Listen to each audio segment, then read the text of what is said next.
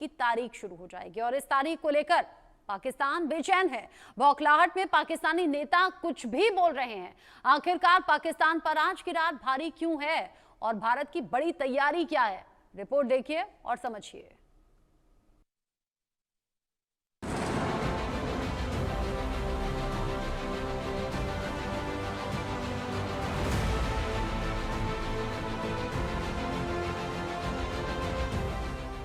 आज कयामत की रात, पाकिस्तान राख राख।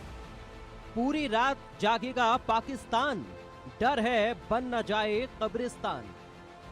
ऑपरेशन सिंदूर का खौफ, आतंकिस्तान को दर्दनाक मौत। भारत की बड़ी तैयारी, आज की रात भारी। पाकिस्तान के जर्रे जर्रे में ऑपरेशन सिंदूर का खौफ अब तक बरकरार है। दिन रात पाकिस्तान को एयर स्ट्राइक का डर सता रहा है। सीज फायर को लेकर पाकिस्तान में दहशत का आलम पाकिस्तानी नेताओं के बयान से समझा जा सकता है। तो 10 को जो बातचीत हुई वो फिर एक्सटेंड हुई। जो सीज फायर कर लें टेक्निकली बिटवीन द टू, वो 12 तक हुई। 12 को फिर बात हुई, फिर 14 थी, आज फिर हुई, अब 18 तक है। तो ऑब्वियसली अब वो चीज़ें हैं, ultimately it will go to the dialogue. अभी तो मिलिट्री टू मिलिट्री ये कम्युनिकेशंस हैं, तो obviously the political dialogue will take place. हल तो सारा मसाइल वहाँ होंगे। तो सुना आपने इशाक डार को। डार के एक एक शब्द में सिर्फ और सिर्फ डर है। अभी तो भारत ने केवल पीओके और पाकिस्तान में मौजूद 9 आतंकी ठिकानों को तबाह किया है, मिट्टी में मिलाया है, उन पर बारूद बरसाया है। लेकिन अभी ऐसे और भी ठिकाने बाकी हैं जिनका नेस्तनाबूद होना बाकी है। भारत ने इसकी पूरी तैयारी कर ली है। भारत ने बाकी बचे आतंकी ठिकानों और आतंकियों को मिट्टी में मिलाने का प्लान रेडी कर लिया है। दरअसल पाकिस्तान के हुक्मरान 18 मई की तारीख से कांप रहे हैं। आज रात 12 बजे के बाद जैसे ही तारीख 18 मई को होगी, पाकिस्तान की आत्माएं कांप जाएंगी, क्योंकि पाकिस्तान को पल पल डर सताएगा कि कब कहां से पाकिस्तान पर हमला हो जाए। पाकिस्तान में 18 मई का खौफ इसलिए है क्योंकि भारत पाक के बीच 18 मई तक युद्ध विराम है। 18 मई तक सीज फायर बढ़ाने पर सहमति बनी थी। 18 मई को फिर से भारत पाकिस्तान के डीजीएमओ के बीच बातचीत होगी। इस बातचीत में तय होगा आगे सीज फायर कितने दिन के लिए बढ़ेगा। लेकिन पाकिस्तान के नेताओं को सीज फायर टूटने का डर सताने लगा। बिलावल भुट्टो ने एक इंटरव्यू के दौरान कहा, भारत की तरफ से जो बयान आ रहे हैं उससे हमें खतरा महसूस हो रहा है कि ये सीज फायर जारी नहीं रहेगा, ये टूट जाएगा, ये बहुत खतरनाक होगा। इस वक्त ये बड़ा इम्तिहान है। हालांकि भारत की तरफ से पहले ही साफ कर दिया गया है, भारतीय सेना युद्ध विराम का उल्लंघन नहीं करेगी। लेकिन पाकिस्तान की तरफ से कोई भी दुस्साहस हुआ तो अंजाम भीषण होगा, पाकिस्तान की बर्बादी की वजह बनेगा। हमने पाकिस्तान के आतंकी और सैन्य ठिकानों पर अपनी जवाबी कार्रवाई को अभी सिर्फ स्थगित किया है। आने वाले दिनों में हम पाकिस्तान के हर कदम को इस कसौटी पर मापेंगे कि वो क्या रवैया अपनाता है। पाकिस्तान के लिए संदेश साफ है, आतंक के अड्डों को नष्ट करो, आतंकियों को संरक्षण देना बंद करो, आतंकियों को पालना पोसना बंद करो, नहीं तो बारूद के ढेर पर बैठे पाकिस्तान को भस्म होने से कोई बचा नहीं सकता। आतंकिस्तान की तबाही को कोई टाल नहीं सकता। Bureau report, India news. Pakistan के लिए आज की कयामत की रात होने वाली है। पाकिस्तान से तो कुछ ऐसे ही इंडिकेशंस मिल रहे हैं, डर रहे हैं, सहम रहे हैं। मेरे साथ में खास बात करने के लिए मेजर जनरल रिटायर्ड राजन कोचर जी जुड़ गए हैं डिफेंस एक्सपर्ट के तौर पर। मेजर रिटायर्ड ऋषि दीक्षित जी जुड़ गए हैं डिफेंस एक्सपर्ट के तौर पर। आप दोनों का ही इंडिया न्यूज पर स्वागत। सबसे पहले राजन कोचर सर, कुछ रिएक्शंस जो पाकिस्तान से सामने आ रहे हैं, जहां नेता मंत्री अपने बयानों में बता रहे हैं कि भारत से अब खौफ आता है, भारत कहीं फिर सीज फायर तोड़ ना दे, लेकिन कोई समझाए पाकिस्तान को ना। तो हमने शुरुआत की थी ना हम शुरुआत करते हैं, लेकिन हिमाकत जब पाकिस्तान की तरफ से होगी तो जवाब तो देना पड़ेगा ना। अब ऐसे में आज जो घड़ी की टिक टिक है वो पाकिस्तान की बेचैनी बढ़ा रही है, कह रही है कि सीज फायर खत्म होने का वक्त आया, अब न जाने क्या करेगा हिंदुस्तान। रजिस्ट्रा जी, let us understand this entire situation. वो ऐसे नहीं है। वो बेसिकली ये जो सीज फायर है 18 तारीख तक इसको रखा गया। कल डीजीएमओज मिलेंगे और इसको एक जायजा लेंगे। देखिए, सीज फायर में क्या था? सीज फायर में था कि आप अपनी फोर्सेस को विड्रॉ करेंगे, जहां जहां पे एडिशनल फोर्सेस आई हैं आप उनको पीछे लेके जाएंगे। प्लान एक्सचेंज हुए थे, तो अभी उसका रिव्यू किया जाएगा उस सीज फायर का। और मुझे नहीं लगता कि कोई ऐसी क्रिटिकल सिचुएशन है, बिकॉज भारत तो कोई एस्केलेशन के मूड में नहीं है। और पाकिस्तान को बहुत क्लियर कर दिया है कि अगला टेररिस्ट अटैक अगर भारत पे होता है तो वो एक सिचुएशन ऐसे पैदा होगी कि जिसको आई थिंक पाकिस्तान बर्दाश्त नहीं कर पाएगा। और इसीलिए पाकिस्तान को मैसेज बहुत ही क्लियर है कि जब अगर कोई वायलेशन होता है इस सोच का जो मोदी डॉक्ट्रिन ने सामने अपना किया है कि an act of terrorism will be an act of war, तो मुझे लगता नहीं कि फिलहाल कुछ महीने, 5-6 महीने आप मान के चलिए कि पाकिस्तान से ऐसी कोई हरकत आने वाली नहीं है। और ये सीज फायर को फर्दर एक्सटेंड किया जाएगा, बिकॉज ये दोनों देशों के हित में है कि आप अपना सीज फायर को एक्सटेंड करें और इस तरीके से एक अंडरस्टैंडिंग करें। और इसीलिए हम कल देखेंगे, डीजीएमओ जरूर मिलेंगे और इसका रिव्यू होगा। ये इन चीजों को ज्यादा पब्लिसाइज नहीं किया जाता है, बिकॉज ये एक पॉलिटिकल डिबेट नहीं है, एक पॉलिटिकल आर्गुमेंट नहीं है, मिलिट्री टू मिलिट्री होता है। आपने कहा कि पाकिस्तान अब आगे कोई हिमाकत नहीं करेगा, कम से कम 5-6 महीने तो वो सुधर कर रहेगा, लेकिन पाकिस्तान पर भरोसा किया कैसे जाए? ऋषि दीक्षित जी, जब 10 मई को एक खबर सामने आई थी कि आज शाम 5 बजे से सीज फायर दोनों देशों के बीच में होगा, उसके करीब 3 घंटे बाद ही तो पाकिस्तान ने सीज फायर को उल्लंघन करते हुए फायरिंग शुरू कर दी थी, फिर आसमान में ड्रोन देखे गए थे। इस पाकिस्तान पर भरोसा तो किया नहीं जा सकता, भले बर्बादी की कहानी, बर्बादी की इबारत खुद लिखे पाकिस्तान अपनी, लेकिन फिर भी कर तो रहा है ना हरकत। देखिए मैडम, ऐसा है कि जो जनरल कोचर साहब ने अभी हाईलाइट किया है, उन्हीं चीजों को मद्देनजर रख के आगे का जो प्लान ऑफ एक्शन होगा उस पर डिपेंड करेगा। रिव्यू होगा, सब कुछ समीक्षा होगी और उसके बाद में चीजें निर्धारित होंगी ऑफिशियली। लेकिन आपने जो दूसरा क्वेश्चन डाला है कि उसने 3 घंटे बाद उल्लंघन कर दिया, तो उसके लिए जब उसने किया था तो उसको उस टाइम उसका बहुत कड़ा जवाब मिल भी गया। और एक ही दिन नहीं किया, अगले दिन किया, फिर उससे अगले दिन किया, करता ही तो रहा। नहीं, वो देखिए, जब वो उस बदमाशी पे उतरा हुआ है तो आप उसकी चीजों को उस नजरिए से देखिए। हम अपनी चीजें अपना नजरिए से बताना चाह रहे हैं कि उसने जो कुछ भी किया और आगे से नहीं, अभी का जो पीछे का इतिहास भी रहा है, जब जब भी किया है तो हम लोग हमेशा उसके लिए मुस्तैद रहे। उसको करारा जवाब बड़े तरीके, अच्छे तरीके से दिया गया है और ऐसा जवाब अभी उसको मिल चुका है कि शायद वो छटपटा के ही इस नजरिए पे आया था। लोगों के पास जो उसके आका थे वहां गुहार लगाई थी कि भाई बचाइए और इसको खत्म कराइए जो भी है।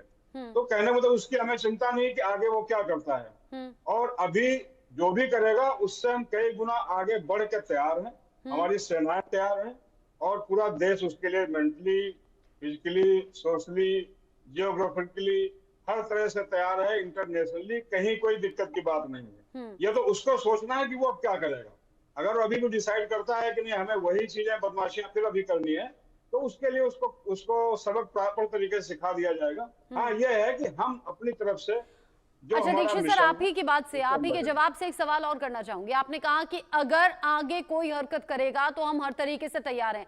क्या हमें इंतजार करना चाहिए कि पाकिस्तान अभी कोई हरकत करे तो हम जवाब दें?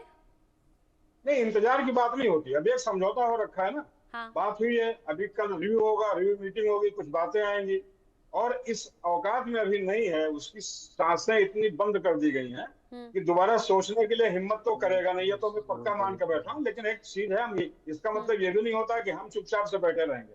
हम अभी भी अलर्ट मोड पे हैं और प्रॉपर जैसे हमेशा रहते हैं कि हम लोग हमेशा तैयार रहते हैं, चाहे वो तुरंत की सिचुएशन हो, चाहे उसकी बाद की हो, चाहे 6 महीने बाद एक्शन लेना हो, चाहे अगले ही सेकंड एक्शन लेना हो।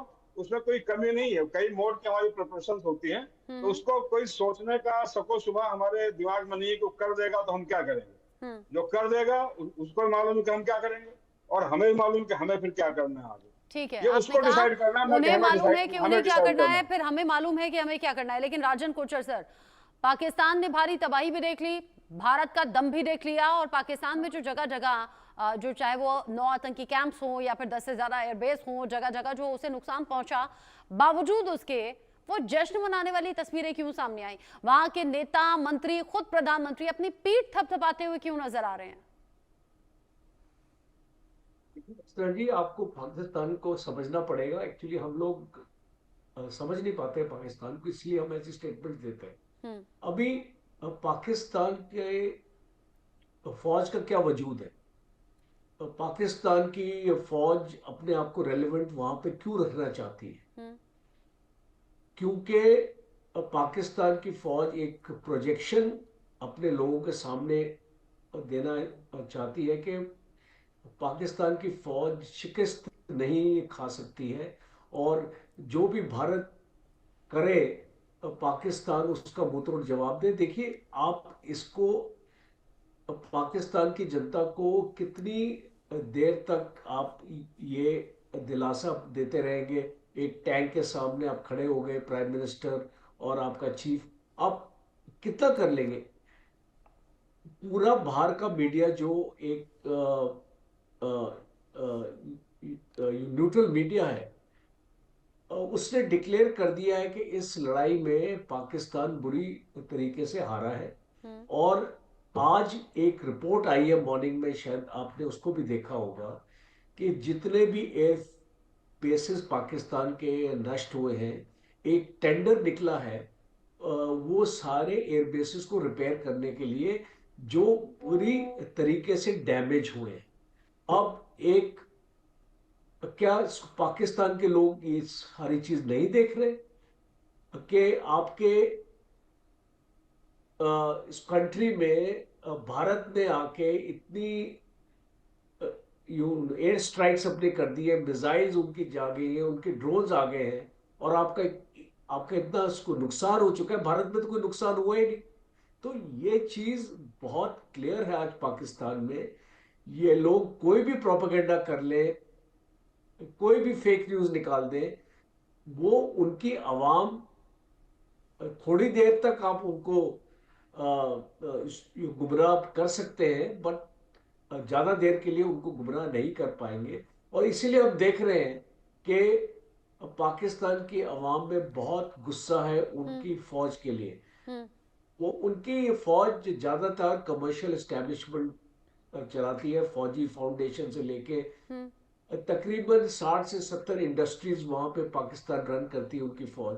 तो लोगों को सब पता है, जब इलेक्शंस हुए थे किस तरीके से जो शख्स इस इलेक्शन को जीता था उसको जेल में कर दिया, और जिसको 12% वोट मिले उसको प्राइम मिनिस्टर बुला दिए। तो ये अभी आप बलूचिस्तान और खैबर पख्तूनवा की सिचुएशन देख लीजिए, रोज वहां पे इंसिडेंट्स हो रहे हैं। अभी एक गवर्नमेंट एग्जाइल भी डिक्लेयर हो चुकी है। आने वाले वक्त में पाकिस्तान की तकलीफें और बढ़ रही है। हाँ। भारत को कुछ करने की जरूरत ही नहीं है। ये भी फैक्ट होता है क्या कोचर सर, ये भी एक फैक्ट होता है क्या कि हुकूमत में है, नेता और मंत्रियों के पद पर अगर बैठे हैं या फिर सरकार का हिस्सा है, तो आपको अपनी पीठ थपथपानी है, आवाम के सामने आपको एक चश्मा लगाकर ये रहना है कि हाँ हमने भारत को धूल चटा दी या फिर मजा चखा दिया।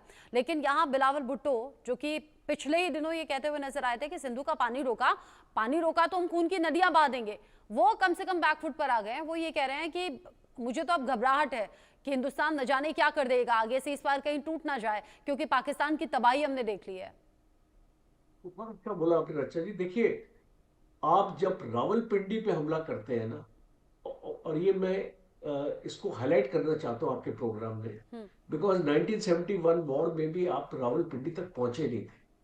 आज आप रावलपिंडी में पहुंचे। इस्लामाबाद कितना किलोमीटर दूर है, और अभी पाकिस्तान की जो GHQ है, जो उनका हेडक्वार्टर है, अभी वो उसको शिफ्ट कर रहे हैं इस्लामाबाद की तरफ, क्योंकि वो एक खौफ में आ चुके हैं कि अगर भारत रावलपिंडी तक पहुंच सकता है, उनका हेडक्वार्टर भी तबाह कर पाए।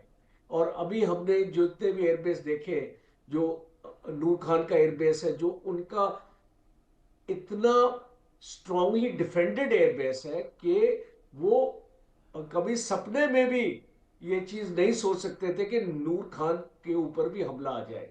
और वहां पे जितनी वीआईपी मूवमेंट होती है, जितना उनकी रिफिलिंग होती है, उसको वहां से उनके ड्रोन्स भी इसको आगे अपना निकलते हैं। तो एक बहुत ही स्ट्रैटेजिक स्ट्राइक भारत की रही है, और एक मैसेजिंग पाकिस्तान को मिल गई है, पाकिस्तान के अवाम को मिल गई है कि आपका रावलपिंडी भी सेफ नहीं है। हाँ। जब इस तरीके की सोच होती है तो आप देख सकते हैं शहबाज शरीफ अपने स्विमिंग पूल में बैठे हुए थे और उसको वहां से भाग के निकले। ऐसी स्टेटमेंट अगर आप एक पाकिस्तान प्राइम मिनिस्टर एड्रेस कर रहे हैं अपने पूरे फौज के आर्मी कमांडर्स को, और उनको बोल रहा है मैं स्विमिंग पूल में था, और फिर उसके बाद मुझे एक खबर मिली, अगर आप इसको कंपेयर करें हमारे प्राइम मिनिस्टर से, जमीन आसमान का फर्क है इनकी सोच में। और चूंकि आपने प्राइम मिनिस्टर मोदी का जिक्र कर दिया, तो दीक्षित सर, प्रधानमंत्री नरेंद्र मोदी ने एक बार फिर से चौंकाने वाला फैसला किया। हालांकि ये नहीं है कि पहली बार इस तरीके से पक्ष विपक्ष एकजुट होकर पहुंचेंगे। 1994 में भी आई थिंक ऐसा किया गया है, जिस वक्त अटल बिहारी वाजपेयी को चूज किया था पीवी नरसिम्हा राव ने। अभी क्या हो रहा है कि ऑल पार्टी जो सांसद हैं उनका पूरा डेलीगेशन बनाया जा रहा है, उन्हें विदेशी यात्रा पर भेजा जाएगा और पाकिस्तान को बेनकाब करने के साथ साथ ये बताया जाएगा कि भारत की ताकत कहाँ है, कैसे है, और ऑपरेशन सिंदूर में हमने क्या किया। यानी कोई पक्ष विपक्ष की लड़ाई झगड़ा नहीं, देश एकजुट होकर, देश के सांसद एकजुट होकर भारत के बारे में बताएंगे और पाकिस्तान को बेनकाब करेंगे। इसे कैसे देखें? ये एक हमारे प्राइम मिनिस्टर द्वारा उठाई गई एक बहुत ही नीतिगत पहल है और एक बहुत अच्छा उदाहरण है पूरे विश्व के लिए कि एज ए कंट्री जितना हम ताकतवर हैं, जितने हम बड़े हैं विश्व के अंदर, हमारी जनसंख्या ले लीजिए या हमारा जोग्राफिकल लेआउट देख लीजिए, तो उसके बावजूद भी, इतना ताकतवर होने के बावजूद भी, जबकि हमें ये बताने कोई आवश्यकता नहीं है, जब ऐसा मौका आया था उस टाइम भी आप अगर देखेंगे डे वन से हमारे विदेश मंत्री और हमारे जो उनके जो और पूरा डिपार्टमेंट विदेश मंत्रालय के लगा हुआ था कि हर एक छोटे से लेके बड़े से बड़े कंट्री तक को उन्होंने अपने लूप में ले रखा था और हर किसी से ये चीज कह रही थी कि यह घटना हमारे साथ हुई है और हम ये इसका बदला लेंगे। हम किसी भी देश ने ये नहीं कहा कि नहीं आप मतलब कि आप ये मत करिए, ये ठीक नहीं है, लेकिन ये चीज समझने की बात है जो अभी का इन्होंने कदम उठाया है। एक डेलीगेशन जो 30 एमपी का इन्होंने ऑल पार्टी से लिया है और उसको पूरे विश्व के कंट्रीज में भेज करके अपना पक्ष रखने के लिए, पूरे विश्व के सामने हिंदुस्तान की ताकत को दिखाना, दर्शाना ये जरूरी। हाँ जी। एक होता है आप मीडिया से वही चीज ले रहे हैं, एक होता है जाके फेस टू फेस बात करके वहां के अधिकारियों से, वहां के मंत्रियों से, वहां के नेताओं से बात करके हर चीज बता रहे हैं।